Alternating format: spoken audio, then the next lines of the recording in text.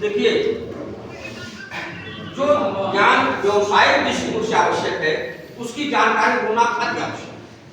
हम लोग यहाँ भी व्यवसाय करते हैं और प्रायः यहाँ उत्तराधिकार, अंतरण, बंटवारा, तमाम प्रकार के मुकदमे चलते हैं, उसकी विधिवत जानकारी होना मानव हमारे लिए होती है।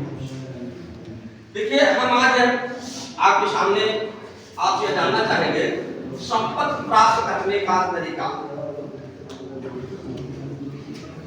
संपत्ति प्राप्त करने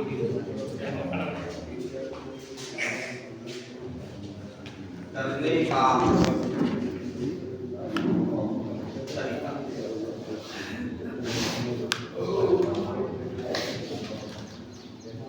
वह भी हम भौतिक संपत्ति के विषय में, चूंकि राजस्व विभाग के संदर्भ में ही हम बात करेंगे, अन्य संपत्तियों के विषय में नहीं बात करेंगे, तो भौतिक संपत्ति को प्राप्त करने की क्या करते हैं।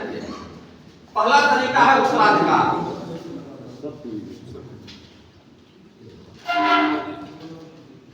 भौतिक संपत्ति को प्राप्त करने का पहला तरीका उत्तराधिकार और दूसरा तरीका है अंतरण। अंतरण जिसके अंतर्गत बिक्री व दान आते हैं। और तीसरा तरीका है कृषि आवंटन। कृषि आवंटन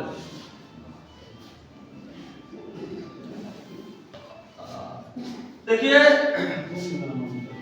जब कोई हमारा पूर्वज मरता है, पिता मरा, पितामह मरा या कोई अन्य रिलेटिव मरा मरता है, उत्तराधिकार की जो लिंक दी गई है, जो एक 108 में जो उत्तराधिकार के नियम दिए गए हैं और वरीयता क्रम दिया गया है, उस आधार पर हम उत्तराधिकार को संपत्ति को प्राप्त करते हैं। पिता मरा पुत्र होने की हैसियत से, पितामह मरता है पौत्र होने की हैसियत से, या किसी का भाई होने की हैसियत से, किसी का पिता होने की हैसियत से, जो भी उसमें मेथड दिए गए हैं उस ढंग से हम संपत्ति को प्राप्त करते हैं। तो एक तरीका तो उत्तराधिकार की संपत्ति को अर्जित करने का। दूसरा तरीका है अंतरण। अंतरण के माध्यम से हम बैनामा लिखवाते हैं, संपत्ति को अर्जित करते हैं। कोई दान मेरे पक्ष में करता है तो हम संपत्ति को अर्जित करते हैं। तो दूसरा तरीका जहां तक मेरी जानकारी है बिक्री और दान का। और तीसरा है कृषि आवंटन।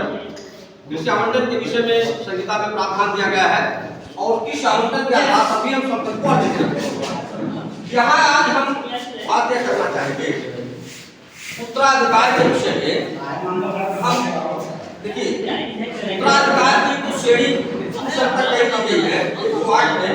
अगर आप किताब खोलेंगे तो आप देखेंगे, आप हमारा निवेदन भी है कि आप सेक्शन 108 सेक्शन 108 राजस्व संहिता की धारा सेक्शन 108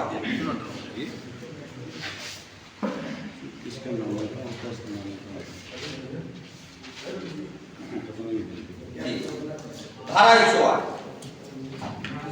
108 आप खोले।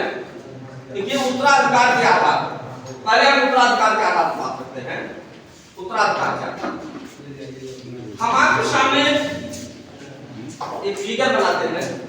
सपोज कीजिए कोई व्यक्ति ये है, इसके 3 लड़के हैं, बी, सी और डी। इसके 3 लड़के हैं, बी और डी। इसी तरीके से हम यहाँ पे बनाते हैं एक और, इसके 3 पुत्र हैं, बी, सी और डी। ये 2 फिगर बनाने की आवश्यकता इसलिए हुई कि जब कोई आदमी मरता है तो उस समय उत्तराधिकार का क्या कानून था, उसी के अंतर्गत उसकी संपत्ति उत्तराधिकार का निर्धारण किया जाता है। अब चले आप देखें कि अगर कोई ए मरा तो ए के मरने के बाद बी, सी और डी ये 3 पुत्र हैं, तीनों को संपत्ति प्राप्त हो जाती है। तीनों को संपत्ति प्राप्त हो गई। उसके बाद मान लीजिए या डी ये निसंतान मर जाता है, निसंतान अविवाहित स्थिति मर जाता है, निसंतान अविवाहित। अगर ये डी मरता है अविवाहित स्थिति में, कोई संतान नहीं है, तो संपत्ति भाई की हैसियत से बी और सी को प्राप्त होगा। अब देखिए बंटवारे में हमको शेयर भी देना पड़ता है। बंटवारे का विभाजन का मुकदमा जो भी हम दायर करते हैं उसमें अंश दर्शाना पड़ता है कि किसका किस खातेदार का क्या अंश है। जो दावा दायर करता है उसका क्या अंश है, अन्य खातेदारों का क्या अंश है, विभाजन के बाद में यही दर्शाना पड़ता है। अब देखिए इस प्रकार से आपने देखा ए के मरने के बाद संपत्ति बी सी और डी को प्राप्त हुई। बी को भी 1/3 अंश मिला, सी को 1/3 अंश मिला और डी को भी 1/3 अंश मिला। जब डी निसंतान मर जाता है तो बी और सी निकटतम उत्तराधिकारी होने के नाते यह इसका अंश डी का अंश दो भागों में विभक्त होकर के बी और सी को प्राप्त होता है। दो भागों में जब 1/3 विभक्त होगा तो प्लस 1/6 और प्लस 1/6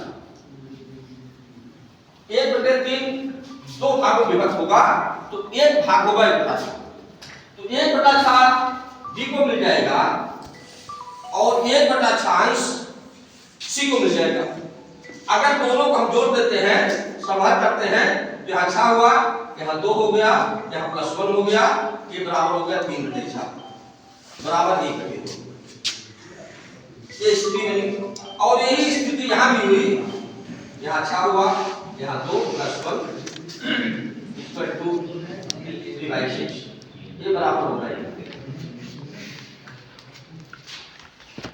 इस प्रकार से डी के मरने के पश्चात ए की संपूर्ण संपत्ति में 1/2 अंश